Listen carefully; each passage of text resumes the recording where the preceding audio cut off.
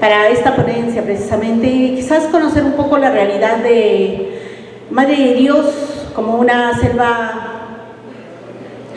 que está enclavada en la frontera de Bolivia con Brasil, en la trifrontera. Entonces esto nos da un desarrollo bastante interesante y también unos climas trópicos bastante interesantes también. Hablar del derecho ambiental propiamente dicho, y si nos remontamos un poco a la historia, esta nace como una corriente de inspiración a partir de 1960. O sea, tiene una vigencia muy, se podría decir, escasa, ¿no? Si contabilizamos, estamos hablando aproximadamente de 59 años atrás, y sin embargo es tan importante. Se dio inicio más que todo con el libro de Carson sobre Primavera Silenciosa, en la que por primera vez, ahí pueden ver en la diapositiva, se notan los efectos dañinos tanto en la flora como en la fauna de los pesticidas o en todo caso también precisamente esos químicos que van a dañar, ¿no?, la flora y la fauna. Posteriormente, también en esa época, ustedes saben, se dio el descubrimiento de la Luna, allá por el año 1968, y allí también vamos a ver el despertar de la Tierra, ¿no?, el amanecer de la Tierra, otros le llaman. Es una fotografía tomada desde la Luna, ¿no? Entonces, de alguna manera, eso fue inspirando precisamente la conciencia del medio ambiente. Ya posteriormente, en el año 1972, se da Estocolmo, ¿no?, precisamente el tema de la Convención de Estocolmo, que por primera vez también va a tomar temas de contaminación ambiental. Y allí también tenemos por el año 1900, ¿no?, que podríamos decir el inicio anterior a la de 1960 y a los textos escritos por mujeres, porque parece mentira, es una situación que siempre de alguna manera ha congregado a mujeres, porque más adelante vamos a ver esa situación, ¿no? Y entonces en 1900 se dio, por ejemplo, el tema precisamente del convenio de Londres, precisamente para de alguna manera ver el tema del comercio y sobre todo de la colonización de ciertas especies silvestres dentro de lo que es el territorio africano. Aunque esta no tuvo mucho apogeo, en todo caso, en 1933 se firmó este convenio. El siguiente, por favor. Ya cuando veamos la Declaración de Estocolmo, precisamente, vamos a ir viendo que se llevó a cabo, obviamente, por las Naciones Unidas en 1972, y es el primer documento internacional que reconoce el derecho al medio ambiente y sobre todo a través de sus 26 principios. Uno de ellos, que es bastante rescatable, precisamente va a ser el tema de que los estados, partes precisamente de esta suscripción de convenio, en todo caso, no afecten el ambiente de los otros estados. Como veremos, prácticamente el derecho ambiental no ha nacido o no tiene una cuna de nacimiento así en un estado determinado. Esta va a nacer prácticamente en la situación de congregar varias personalidades que se van a preocupar de los temas ambientales. El siguiente, por favor. Allí tenemos la Declaración de Estocolmo, tiene el principio 21, ¿sí?, y también el del 22, propios, como les digo, de la política ambiental que se debe aplicar a nivel mundial, porque allí de alguna manera ya se veía el problema de que el desarrollo precisamente económico que se dio, ustedes saben, a partir de 1900 con la revolución industrial, la producción en serie, hizo que se masificara precisamente la producción y obviamente el asunto es de dónde saco los productos. Adquiero muchos papeles, entonces corto muchos árboles.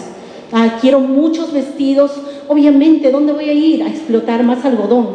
Adquiero mucho aceite para cocinar, obviamente voy a plantar o voy a realizar la siembra de palma aceitera, etcétera, y voy a tener que para ello deforestar grandes extensiones de terreno, sacando obviamente a las especies primarias o originarias de un determinado lugar.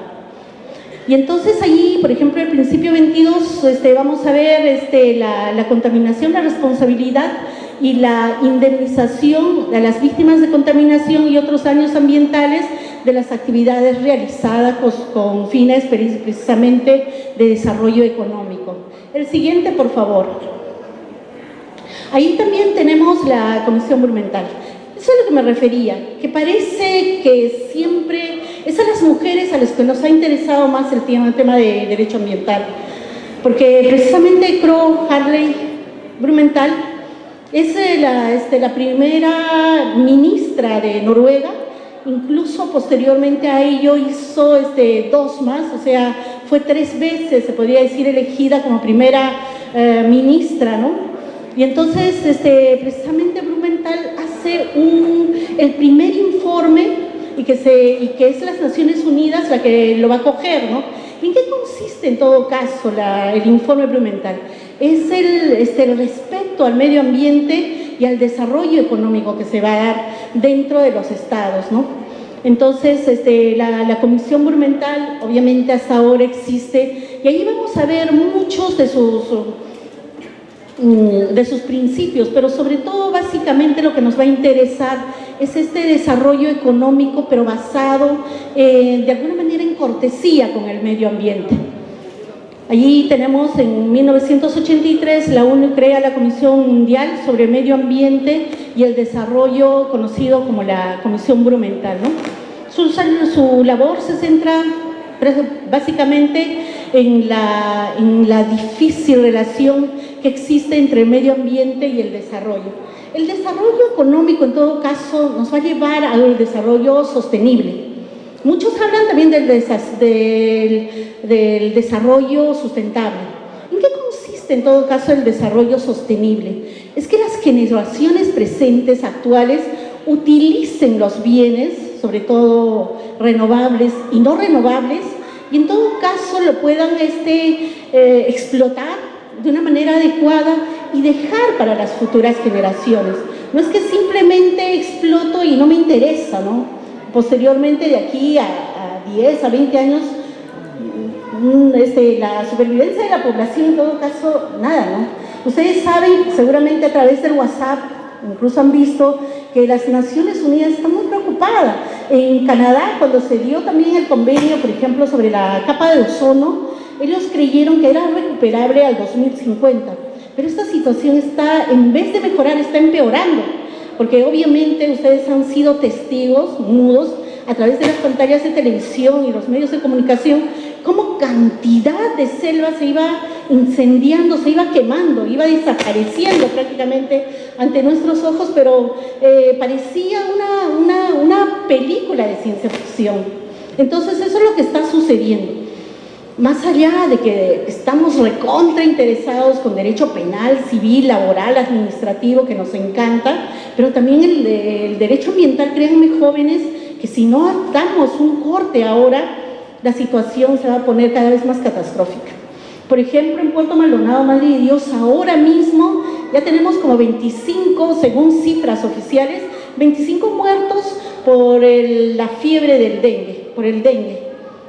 Que da el dengue hemorrágico, no puede salvar a la víctima. Y ahora tenemos también un informe así, también formal, que tenemos aproximadamente 2.300 víctimas que están padeciendo ahora y que todavía no hacen el dengue hemorrágico.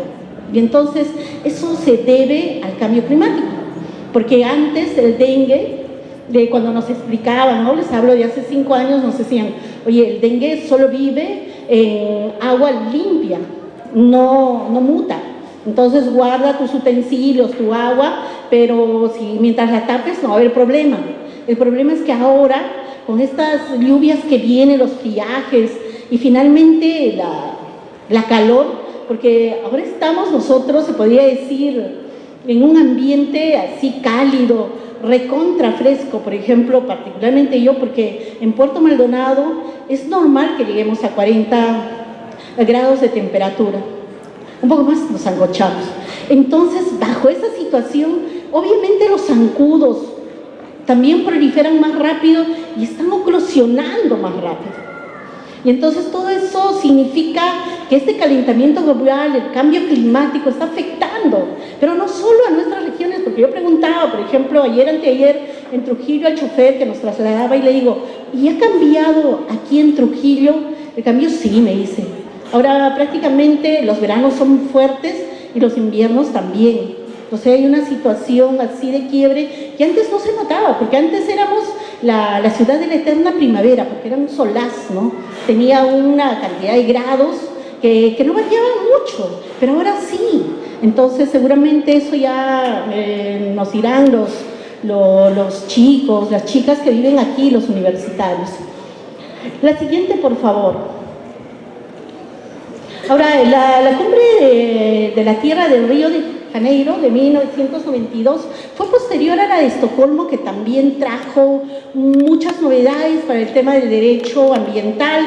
Posterior a precisamente al Río de Janeiro, también se dio otras cumbres, ¿no? Pero básicamente la de Estocolmo y la de Río de Janeiro son los que van a ver el tema del desarrollo sostenible, la protección del medio ambiente, que debe ser la pauta para el desarrollo en todos los estados. El siguiente. Ahora, las conferencias mundiales obviamente son instancias en las cuales no solo se manifiestan nuestros representantes, sobre todo lo que se ha visto últimamente es que es podríamos decir, un pedestal o en todo caso un lugar donde la gente, la sociedad civil se hace escuchar o hace escuchar su voz de protesta. Ya no son solo los representantes los que van a ir a hablar del tema del medio ambiente y del desarrollo sostenible, sino más bien lo que va a suceder es hablar de temas como el desarrollo sostenible y cada uno de los problemas que se dan, pero a nivel de las poblaciones. Entonces, básicamente lo que vamos a ir viendo también es la situación no solo de las cuencas, por ejemplo, de ríos, que ustedes saben, hay hace poco, a partir de la creación de la ley y sobre todo del Ministerio del Ambiente, también se creó el ANA, ¿no? La Autoridad Nacional del Agua, que ahora todos los espejos del agua son prácticamente, se podría decir, explotados por el propio Estado, ¿no? Y entonces eso está bien. El siguiente, por favor.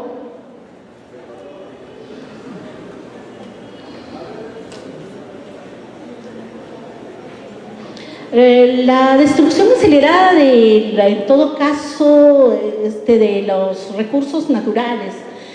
¿Por qué se da esto en todo caso? Cuando yo corto árboles o un árbol, no solo estoy cortando un árbol, pareciera que es así, pero lo que no vemos es que bajo ese árbol crecen cantidad de microorganismos. Y entonces estos microorganismos van a dar precisamente vida en la selva al menos, porque estamos hablando más que todo de la selva. Y entonces ahí, ¿qué pasa cuando yo, por ejemplo, ustedes saben que Puerto Maldonado, Madre de Dios, básicamente se da la explotación de la minería aurífera. Todavía les comento que eso empezó a partir de 1980. Por eso cuando ustedes ven Puerto Maldonado, Madre de Dios, van a ver espacios geográficos grandes de explotación que parecen cráteres de luna, ¿no? Que preocupa no solo al gobierno peruano, sino sobre todo al extranjero, ¿no? Porque se está depredando la flora y cuando retiras en todo caso la flora, automáticamente la fauna va a desaparecer. Los animales, ¿dónde se van a cobijar? Cada vez tenemos menos cantidad de aves, por ejemplo, de los loros, de los paujiles y cantidad de animales que viven en este entorno ecosistémico constantemente, ¿no? De ahí tenemos no solo la minería informal, sino también tenemos la contaminación por humo cuando se suscitan los incendios forestales, también tenemos la tala indiscriminada de árboles y obviamente la destrucción de fuentes acuíferas. Pero y todo esto, ustedes dirán, pero hay un código penal que sanciona eso. Efectivamente, si vamos y nos situamos al artículo 304, contaminación ambiental del Código Penal, decimos, entonces, ¿qué pasa? Estadísticamente, antes de venir precisamente para esta ponencia, le preguntaba al juez, es increíble, en un primer momento les comento que hace 2 años, los problemas ambientales en Puerto Maldonado, la minería, la deforestación, el transporte de hidrocarburos para precisamente la minería, para la tala de árboles, etcétera, estaban en Madre de Dios. Pero lo increíble de las autoridades es que teníamos el juzgado en Cusco. Entonces, ¿qué hacía? Tú ibas a buscar para denunciar un caso de contaminación ambiental, tocabas la puerta del juzgado y te decían no. El juzgado que te atiende de temas ambientales está en Cusco. ¿Y cuántos casos que tenemos en Cusco? ¿Cuántas carpetas fiscales hay en Cusco? Porque tanto el juzgado como la fiscalía estaban allá. Me dicen, bueno, de la fiscalía tenemos 3 en Cusco. De Apurímac tenemos por ahí 4, ¿no? Y bueno, la de Puerto Maldonado sí, es una carpetita más grande, ¿no? Tenemos aproximadamente 3.800 casos. O sea, uno dice, wow, o sea, el juzgado que debiera atender a todos estos casos de criminalización de delitos estaba fuera, no estaba dentro del territorio donde se cometían más delitos ambientales. Entonces, precisamente bajo presión de la población, lo que les hablaba hace un momento, de la sociedad civil, de nosotros que como profesionales y la universidad que existe, hicimos documentos para que el Poder Judicial, la Corte Suprema, mejorara esta situación y llevara el juzgado y la Fiscalía a Puerto Maldonado, Madre de Dios, y allí se está viendo. Tenemos actualmente, por ejemplo, ustedes me preguntarán, oye, ¿y cuántos procesos tenemos ya judicializados, no? Exactamente tenemos aproximadamente en Fiscalía, aproximadamente ahora 2.855 casos, de los cuales han judicializado 90. De los 90 judicializados, tenemos aproximadamente, en promedio, 25, me dicen, sentenciados. Y yo le pregunto al juez, ¿y esos 25 están en cárcel? Y me dicen, no, ninguno. Dije, pero han depredado la selva. Están terminando, sí, pero me dice, es que las penas son bastante bajas. Y si ustedes se dan cuenta, las penas no van más allá de los 6 años. Están entre los 4 y 6 años. Entonces, con un criterio de oportunidad, con una terminación anticipada, rápidamente los saco. Además, me dice el juez y el fiscal también, ¿no? Me dicen, es que las pruebas no las vas a encontrar. Finalmente, al minero, al dueño de la concesión minera, no lo vas a encontrar. Quienes están los obreros, los chacales, los que agarran las chupaderas, etcétera, que debe ser una actividad un poco rara para ustedes. Esos son los que están ahí en la minería. Entonces, ¿a quién sentenciar? Me dicen. Entonces, no tenemos un sentenciado así propiamente con pena efectiva en la cárcel. Pero, sin embargo, cuando ustedes ven la cantidad de terrenos despreciados precisamente por la minería informal, ilegal, por la tala de árboles. Por ejemplo, en Puerto Maldonado, en Madre de Dios, ya no van a encontrar árboles de caoba. En la Universidad Amazónica de Madre de Dios van a encontrar 2, porque por ahí a la primera autoridad que fundó la universidad se le ocurrió plantar 2, y están muy robustos. Esos árboles, se podría decir, para agarrar un proceso así como de ustedes de jóvenes, necesitan 20, 30, 50 años. Y ya no hay casi castaña. Lo increíble de la castaña es que solo crece en la trifrontera. Estamos hablando en Bolivia, Perú y Brasil. Estamos hablando de Volpebra, ¿no? Bolivia, Perú y Brasil. Entonces, hablábamos, por ejemplo, con proyectos del MAP, Madre de Dios, Pando y Brasil, ¿no? Entonces, Acre, de Brasil. Pero cuando nos preguntamos, oye, pero la castaña es exclusiva de ahí, porque en otro lugar, en el Perú, no se produce. Estos árboles, por ejemplo, para dar fruto, necesitan 50 años. Imagínense, para dar su primer fruto, esperar 50 años, y sin embargo la gente lo que hace es talar y mata esas especies forestales. Por ejemplo, junto con la castaña desaparece la ñuje. Es un animalito muy parecido a la ardilla, que esa es la que termina destruyendo el coco, porque la castaña sale de un coco y ¿qué les digo? Y es riquísima, por ejemplo, en selenio, ¿no? Y precisamente contrarresta el tema, por ejemplo, del mercurio, de la ingesta de mercurio. Y entonces, yo digo, desaparece una especie forestal y desaparece con su especie de fauna. La siguiente, por favor. Allí vamos a ver conservación de ecosistemas en el Perú. Estamos hablando del Perú. A través de diversas leyes se ha dado protección a las especies no solo forestales, sino de fauna. Pero sin embargo, esta no ha tenido el eco que se quería. Sigue depredándose, sigue introduciéndose maquinaria pesada, químicos, y obviamente la tierra no soporta, no va a dar el aguante. Y entonces toda esa variedad, por ejemplo, de orquídeas, de toda esa variedad de plantas, toda esa variedad de fauna está desapareciendo también. La siguiente, por favor. Y es que es así, como les decía, con lo de la Comisión Brumental, por ejemplo, el desarrollo de las personas es abrumador, ¿no? Cada uno, imagínense, les hablo de hace 60 años, nuestros papás podían tener 4, 5. He tenido compañeros que tenían una docena de hermanos, ¿no? Imagínense, pero ahora no. A ustedes cada vez se les está permitiendo menos.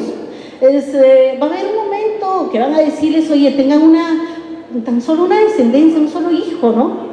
Pero, ¿y eso les parece justo? De repente ustedes quieren tener más descendencia, pero el problema es que la población, cuanto más crece, va a requerir más de alimentos, va a querer más vestido, más zapato, más todo, y obviamente, ¿de dónde vamos a sacar? Ahora, es una pena, nuestros animales ahí, de la fauna, dispersados en las carreteras, en la carretera transoceánica, porque los pobres animales están tratando de pasar orillando, obviamente, de un lado para otro de la pista. Allí los atrapa un carro, quedan muertos. Entonces todo esto está diciéndonos a gritos que nosotros nos estamos apropiando de su hábitat, de su casa, de su domicilio, de su residencia, pero como somos seres humanos, entonces no, pues tenemos que la naturaleza, los animales, los árboles están a nuestro servicio, para nada nosotros, no. La siguiente, por favor. Y allí tenemos la minería devastando, si es tan solo una fotografía, ¿no? Y como les iba diciendo, la minería no solo es la explotación del hombre por el hombre, porque obviamente estos campamentos mineros no van 2 o 3 personas, van cantidades, tanto mujeres como hombres, también van cantidades de químicos, de mercurio, también de combustible. A consecuencia de esto, en el año 2011, el Estado peruano, todavía aquella época con Humala, hizo una cantidad de decretos legislativos, ¿no?, que nos afectan a la Amazonía. Por ejemplo, entre ellos nos redujo prácticamente a 0 el consumo de hidrocarburos. Dijeron no, que todo está destinado al narcotráfico, a la minería ilegal, a la tala de la foresta, etc. Entonces, ¿esto qué originó? Obviamente una necesidad tremenda de estos hidrocarburos. Entonces, ¿qué pasó? Lo que suele pasar, que los que querían el combustible a toda costa lo compraban a precios altos. Entonces, también una terrible corrupción a todos los niveles. Cuando nos venden, por ejemplo, todavía ahora el combustible tienes que ir, obviamente, en Madre de Dios utilizamos más la moto. Entonces vas con tu moto, te ponen una cantidad de combustible, tienes que dar tu DNI y ahí aparece cuánto de combustible estás consumiendo. O sea, no te puedes exceder de cantidades. Ahora, otra cosa, ¿por qué tildarnos de narcotraficantes? Madre de Dios, para empezar, no tiene siembra de coca, de amapola, de marihuana, no. Pero sin embargo ya nos pusieron así, hicimos una serie de solicitudes para que cambien esas normas, no lo hicieron, no lo han hecho y no lo van a hacer. Hasta ahora seguimos con esa situación y obviamente, como les digo, el problema de avanzada es que cuando está prohibido algo, es que pago un poco más de dinero y sí tengo. Entonces la minería sigue trabajando, los precios, recuerdo mucho, les hablo de hace, ¿cuánto? De hace 20 años, 21 años atrás, el gramo de oro costaba 8 soles, ahora está 150 soles. Obviamente es apetitoso. Recuerdo mucho que cuando costaba 8 soles, se sacaba kilos de oro. No les miento, chicos, porque yo trabajé en la zona minera de Huaypetue como abogado libre. Allí te pagaban o jugaban el pandero por kilos de oro. Increíble, pero ahora no se puede acceder más que a unos gramos de oro. Pero sin embargo los mineros pasean con su oro llevando para todas partes. ¿Por qué? Porque hay corrupción. En un momento se dijo, no, se va a frenar totalmente, no, que no lleven, los incautamos. ¿Se incautó? Me parece que por ahí teníamos como 400 kilos de oro, porque nunca se supo, y asaltaron el Banco de la Nación, saquearon todo eso, les hablo más o menos del 2016, del 2017, y desapareció el oro, los soles, los reales, los dólares, y siguen investigación. Y esa es la corrupción. La siguiente, por favor, la deforestación. Puerto Maldonado, madre de Dios, la selva peruana no está hecha para la agricultura.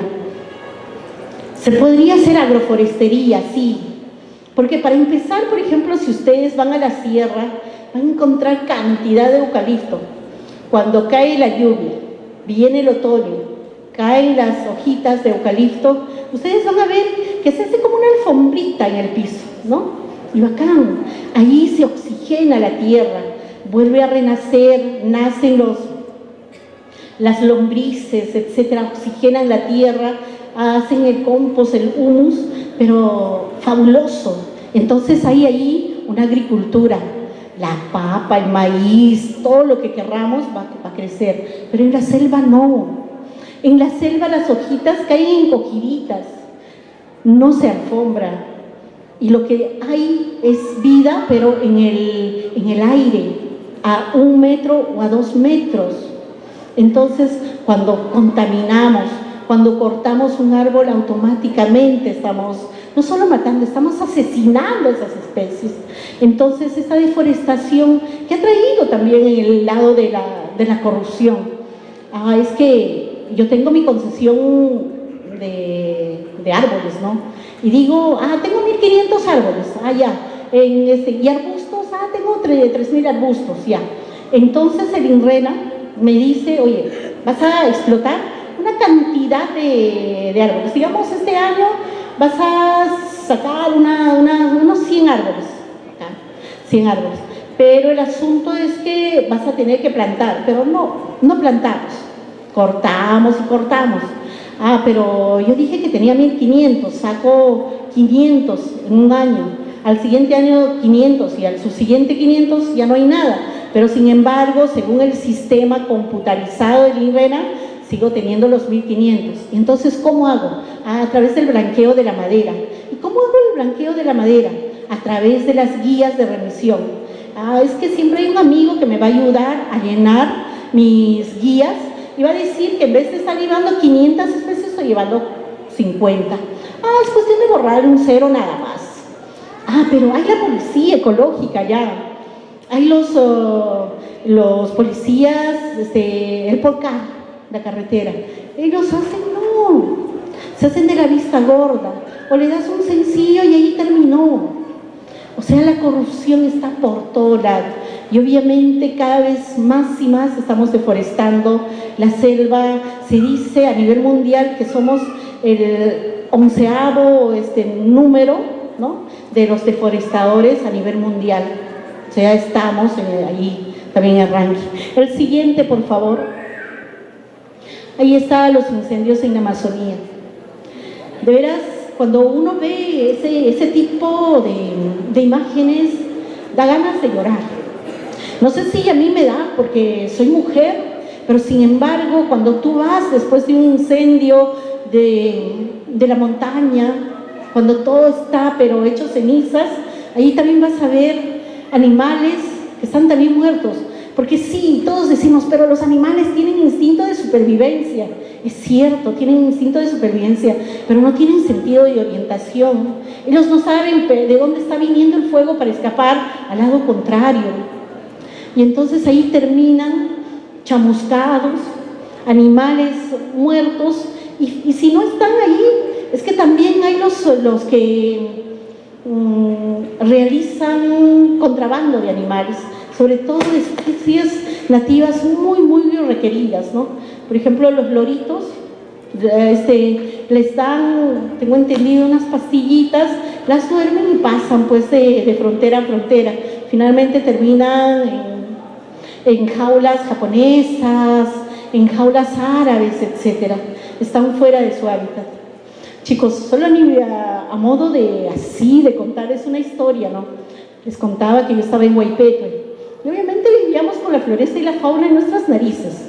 Uno de mis compañeros, un colega, abogado, no sé en qué circunstancias, ahí trajo un monito tal cual uno se imagina, ¿no? Todo de un color muy especial que no se distingue entre negro y marroncito oscuro, ¿no? Todo bonito. Lo tenía allí y seguramente dijo a su mamá, a su papá, que tenía uno en Cusco, le reclamaron que llevara. Llevó al animalito, se llevó al Cusco y después nos olvidamos del monito, le llamamos Martín. Al cabo de un tiempo, Martín volvió a la selva, porque dice que era muy cochino y no sé qué, en Cusco, no lo querían. Chicos, créanme, Martín volvió canoso, volvió blanco. Tuvo que adaptarse al frío de Cusco. E imagino que bajo esta situación pues terminó adaptándose y sobrevivió. Martín volvió a la selva y estuvo ahí con nosotros, como siempre era libre, porque allá si tienes un animalito, un loro, etcétera, lo tienes libre, no tienes por qué apresarlo. Martín un buen día escapó hacia la montaña, hacia el bosque y nunca más volvió a aparecer. Entonces imagínense, esas situaciones se van dando y es que los animales no son para jugar, no son mascotas domésticas, son animalitos silvestres y son tan salvajes y tan hermosos que deben vivir en su hábitat natural. El siguiente, por favor. Y allí seguimos con el tema de la contaminación por el humo, la desertificación de los terrenos. Ya no sirven prácticamente para la producción de nada, por lo menos en un espacio de un año, pero la selva es tan buena que se vuelve a regenerar. Yo recuerdo mucho cuando llegué también, y me dijeron que más o menos por 1987 habían hecho la explotación en Cariza. Era un convenio, si se puede llamar de alguna manera así, entre el gobierno boliviano y el peruano. Y entonces precisamente esta explotación de la minería que realizaban, lo hacían a través de unas carcasas, ¿no? Que prácticamente, explotaban, ¿no? La minería aurífera. Y fue, ¿qué les digo? Interesante ver, porque les digo de 1987, cuando por primera vez voy yo para allá, era 1997, 10 años después, y vi una selva ya de alguna manera recompuesta.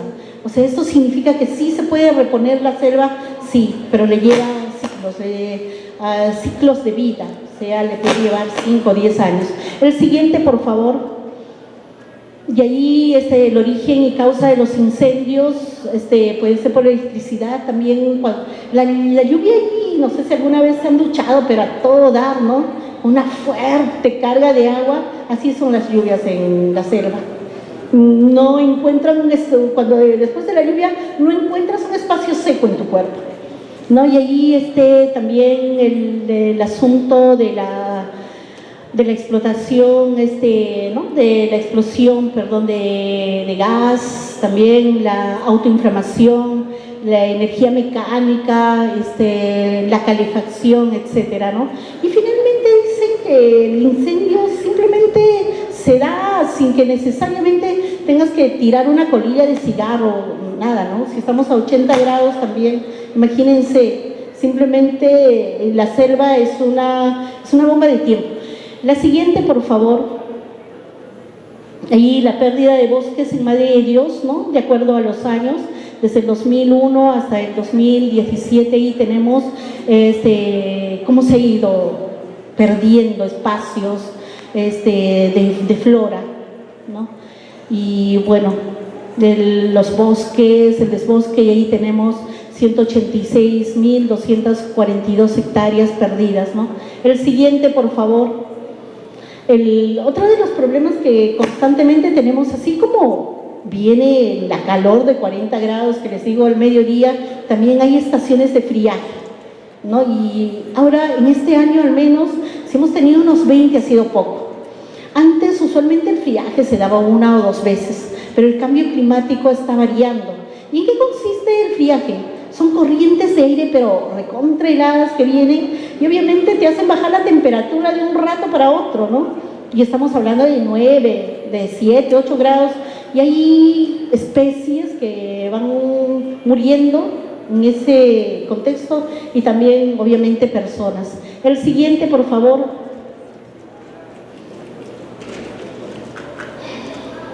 El siguiente. Creo que ya, de ahí ya terminamos. ¿Ya no tenemos más? Y entonces, ¿qué más decir desde los cambios climáticos que están afectando muy duramente no solo a Madre de Dios como selva, sino prácticamente a todo el Perú y a todo el mundo, ¿no? Veía ayer precisamente en Italia la caída de agua, pero tremenda, ¿no?